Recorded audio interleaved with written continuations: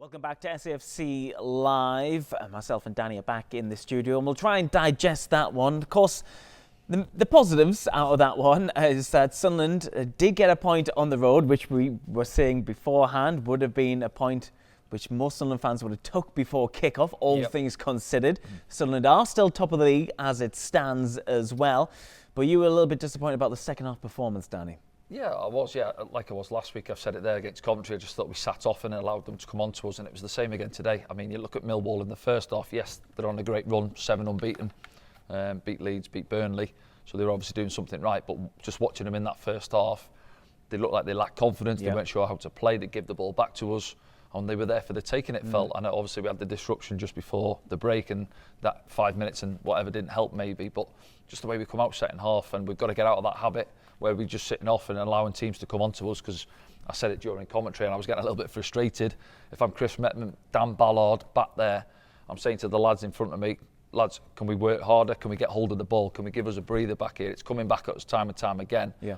You know, we need a little bit of relief and, you know, help us out back here. Yeah. And you could just, it felt like it was coming. I don't think, you know, you could argue that Millwall perhaps deserved a point in the end, albeit the disappointment was we had a good chance 20 seconds earlier to wrap the game up. Yeah, very much, lots of similarities between that Coventry game as well then, in those kind of moments. Let's have a look back through the action then and see where Sunderland were good this afternoon, and of course maybe where Sunderland could be better next time, of course. And that opening first 20 minutes or so, it was all Sunderland, wasn't it? What a goal that was, opening the count in red and white, Aaron Conway. Yeah, it was, you know, he'd been frustrated. He's had, what, 3 or 4 appearances now for the club, hasn't he? And he's just been waiting for that good opportunity. And well, that one, it's not even a clear-cut opportunity, really, is it? It drops to him, and it's one where you think you've got to catch it flush, and he does. There's 3 or 4 Millwall defenders in the way of the keeper, and it's a crisp strike, and it flies in the bottom corner. So that'll do his confidence a world of good. But just these type of moments where we had good build-up play, movement off the ball was excellent first half, and we were saying at half-time, off air, you've got to take these opportunities when you're on top. You feel as a player, you're in a game, you're giving them the run around. They can't get a hold of the game, but you've got to take your opportunities when you're on top, because you know the opposition at some stage are usually more often than not going to have one clear-cut opportunity, and that's been the case this afternoon, hasn't it? Ajit, I thought, was excellent coming back in, hasn't played any football for a while, almost chucked in at the deep end with Dennis, you know, dropping out with his hand injury. Come in, and I thought he was fantastic at left back, reading situations really well, stepping in front of his man. Headings, clearances, you know when you're going up against Millwall away, these weather, you know, the conditions, it's going to be a tough afternoon, so you've got to stand up and be counted in. I thought he was excellent this afternoon. You get into Tommy had moments in the game, especially in the first half. We didn't see any of him going forward in the second half because we didn't have any ball in their half really. And a similar with Mayenda, he had moments where he was short, sharp, blistering pace, going past people. Maybe just his end product, which he's got to work on a little bit more. But you know, young lads at the end of the day, aren't they? But it's going to be a frustration for the lads, for the coaching staff getting back on there. Yeah, you look at the table and we are sat top on goal difference. Leeds, I think, play tomorrow. They can go above us now. So you've lost 2 points against Coventry, and we've lost 2 points today. So we should be sat, you know, on 4 points better off than what we are, and that gives you a little bit of a cushion. But again, if you're going off balance of play and spending time in the opposition's half, and you know, 1 or 2 opportunities, they were the better team in the second half, Millwall. Yeah, we're into the second half now on these highlights, and they ended up, you know, using a lot of substitutions in the end. Did Millwall, making all 5 of them as well, and one for us, just Alexis, wasn't it? Yeah. But that's, I mean, Regis will say, and you look at it, and we've been speaking before the game, and you're saying you've got opportunities for younger lads who are doing well. To bring them on at some stage, but you know, you brought Alexis on, who's been reluctant to use in recent weeks. He's brought him on today. I thought he had a couple of moments, you know, could have been the hero there if he sticks it through the keeper's legs, and that's 3 points wrapped up. This is an opportunity as well for Elijah Mayenda. Yeah, again, you know, it's easy for us to say. I think you've done the hard part there. How often do you see a winger coming in, you know, Romain Mundle, Jack Clark type, go far corner side netting. He tries to do the keeper at his near post, but it doesn't come off. But as I said, with Mayenda, you can see, I think there's a player in there. He's got moments in there where he's short and sharp with his movement. He can go past people, but yeah, it's hard sat here now because I'm feeling it for the defenders there. You know, Luke at times getting blocks in, but when we see the goal and how we've conceded, we're a mess. You know, we're not organised behind the ball, and they know. You're coming up to the last minute of the game. Yes, we've got an opportunity, but I'm saying there that Chris Metman, Ballard, whoa, put the brakes on, let's make sure we're organised back here now. If we score, we score. If not, let's make sure we're ready for a counter-attack. Denore going close on this occasion. Yeah, good hands there, Anthony Patterson, because if he spills that there's a couple of players on top of him coming onto it. But you can see here now they're having so much more ball in our box. We've got shirts back there, but time and time again it seemed to drop to a Millwall player, or they're getting first contact. And here's the goal now. Is it? Let's have a look. Yeah, so we're high up the pitch there, and then Luke sort of gets dragged into the fit. But then look here now, you've got to sense danger. Nobody does. Yep. Space there, getting back in. Bottom of your picture, Adji's got 3 shirts behind him. And Maki holds off the players, and then there's 2 arriving as he's. Yeah, so we've got, we're getting 6 or 7 red and white striped shirts back there. But look at us now, and they will debrief this probably tomorrow if they're in and have a look at it. And I said on comms there, it's naive really, albeit our sort of senior players are at the back, aren't they? I know Luke goes in high up there, but then someone said, right, if Luke's in there, who's coming across on the cover? But nobody does, and he's got space there. Feeds a decent ball across, doesn't he? One where Anthony Patterson can't really come, and then they've got 2 waiting at the far post. But when you're that close to taking 3 points back on the bus, it's hard to take, isn't it? And then what's this here? Meander. See, this is what he's about. He can go past people, and then just getting in there, it's difficult. Then he's on the touchline to try and get a ball or pick somebody out. But they'll be frustrated. They won't need telling the boys in the change rooms. They'll think there's another 2 points gone. Yeah, and the fans will be frustrated as well. Another draw. It's 4 in a row now. Yeah, you can say, listen, all well and good positives if you want, but top of the table, undefeated again. Yeah.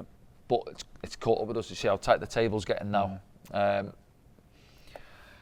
It's hard because I thought if you look at the game over the 90 minutes, for me, we had a good 30 minutes again. What did we have against Coventry? A good 30, 35 minutes over. That's a third of the game, really. So it's what we're not doing well, what we've got to work on.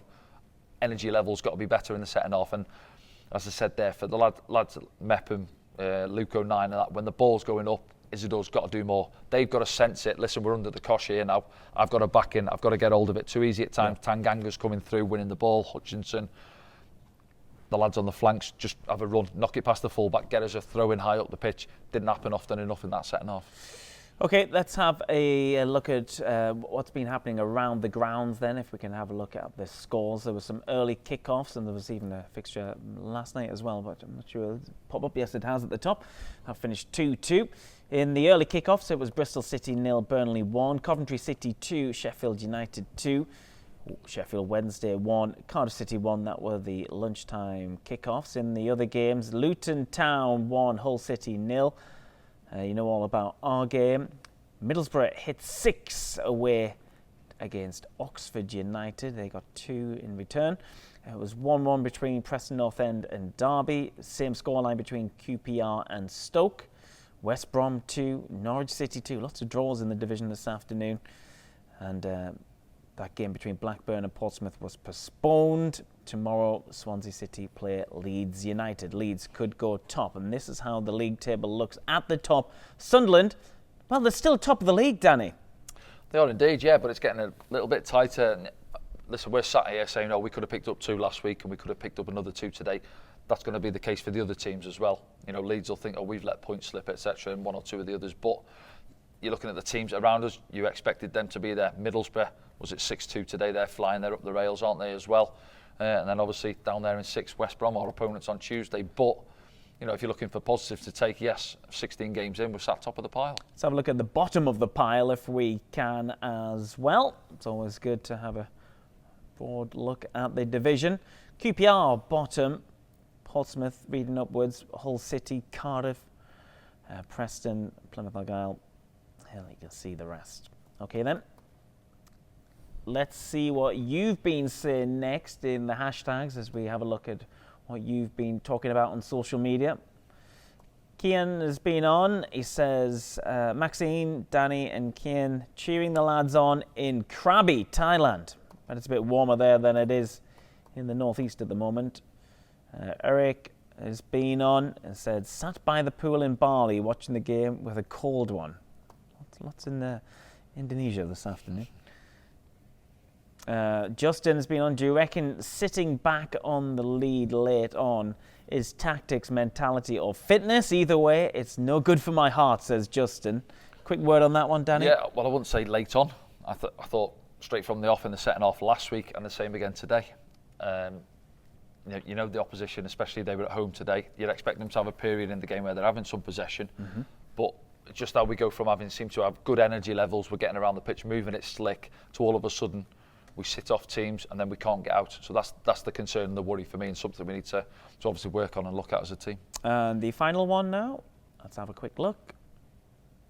It's from the Bilbao Black Cats, who have been in touch. And again, looks a bit warmer there, t-shirt weather. Lads have shown great resilience with so many injuries and suspensions. Impressed with Alexic. Doesn't seem to be fazed by the pressure and wouldn't mind seeing him used more in the coming games. Thank you to you guys. Hope you are all well.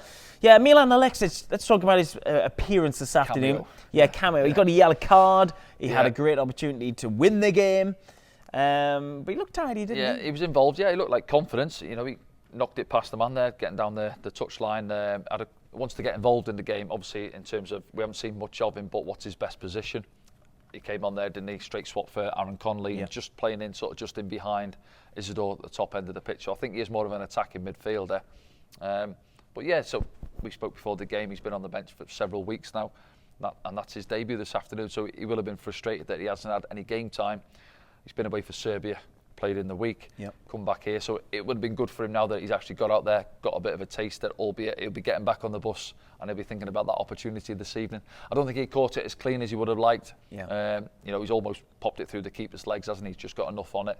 And then ultimately, 30 seconds later, they've put it in the back of our net. But yeah, no, we'll see how he goes. Yeah, now he's had a taste that he'll want to be in and amongst it on a regular basis. Thanks, Danny. Okay, then, that's it for today. We are back in action on Tuesday. An 8 p.m. kickoff means we'll be on air from 7:15 on Tuesday. West Bromwich Albion are in town. It's a busy week because then Sunderland go away against Sheffield United, of course, as well on Friday evening. That's it from us, though. Have a safe journey if you are travelling back from the game, of course, this weekend. We'll see you on Tuesday.